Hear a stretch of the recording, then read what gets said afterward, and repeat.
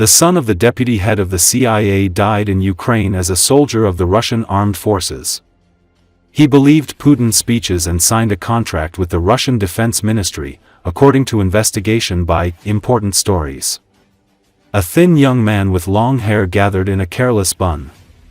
On his finger is a tattoo of a peace sign, a symbol of peace and the anti-war movement.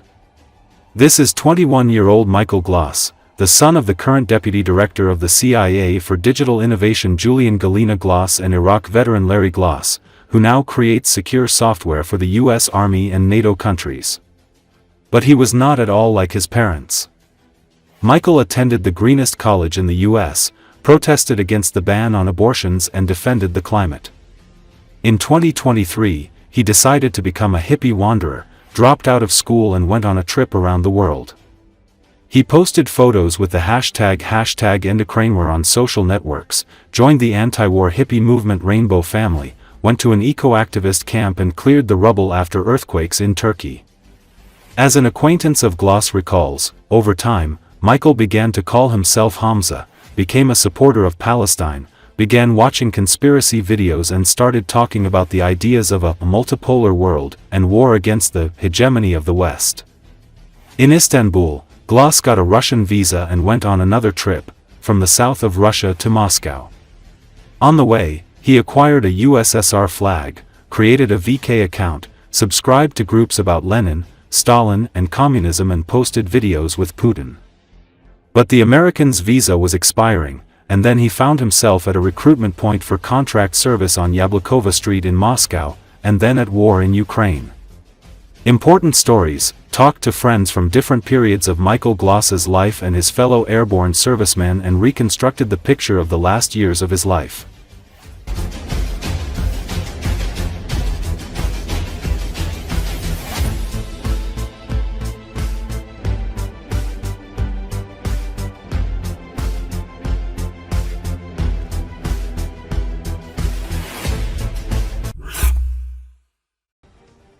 Photos have been published on the internet which, according to the media, depict one of the secret descendants of the Russian president-aggressor Vladimir Putin. It is claimed that this is 10-year-old Ivan Putin, his son from the famous gymnast Alina Kabayeva. Russian telegram channel VCHK-OGPU reported the authors of the mentioned internet resource write that they got hold of photographs of Vladimir Putin's son, whose name is Vanya, a photo of the most secret and probably the loneliest boy in Russia. This is Ivan Vladimirovich Putin. He hardly communicates with other children, spending all his time with security, governesses, teachers, they claim. In one of the photos, Putin's alleged son is photographed together with Alina Kabayeva. By the fall of 2023, Ivan could still rarely be found at public events, but then these outings stopped. The Telegram channel that published the resonant photos emphasizes. It is known that 72-year-old Vladimir Putin hides his personal life from both his subjects and the press, and refers to his daughters in interviews as these women. The boy is said to resemble Putin in his Soviet childhood.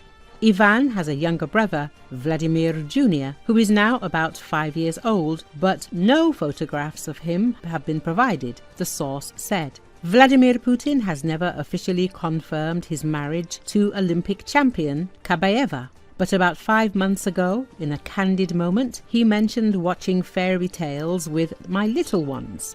State propaganda channel RT translated his words as my younger family members. Putin said during a lengthy live TV segment, "Our historical fairy tales and epics are being revived. I sometimes enjoy watching them with my little ones." A small smile crossed his face as he mentioned it.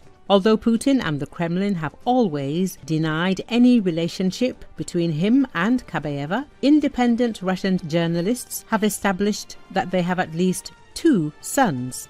The children have never appeared in public until now and live behind the high walls of Putin's guarded palaces. Putin is also known to have grandchildren from his 2 eldest daughters, Maria Vorontsova and Katerina Tikhonova.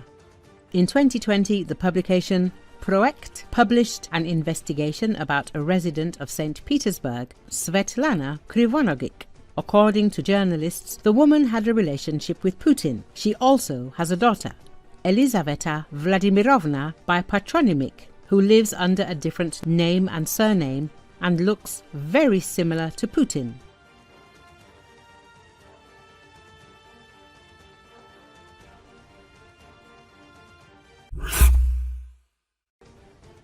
As reported recently, Ukrainian bomber drones attacked a factory producing Shahed or Geran-2 drones located in the Yelabuga Special Economic Zone. Ukrainian military expert Serhiy Gurets says that these drones, built on the basis of light civilian aircraft, are capable of carrying aerial bombs weighing around 250 kilograms. According to preliminary information, several of Ukrainian drones dropped bombs on the Russian facility. Yelabuga is located more than 1,200 kilometers from Ukraine's state border. Russian sources reported that several drones were shot down over the city by air defense. However, in the video we reviewed, the Pantsir S-1 system can be seen firing, but it actually fails to hit the drones. Its missiles detonate in the air.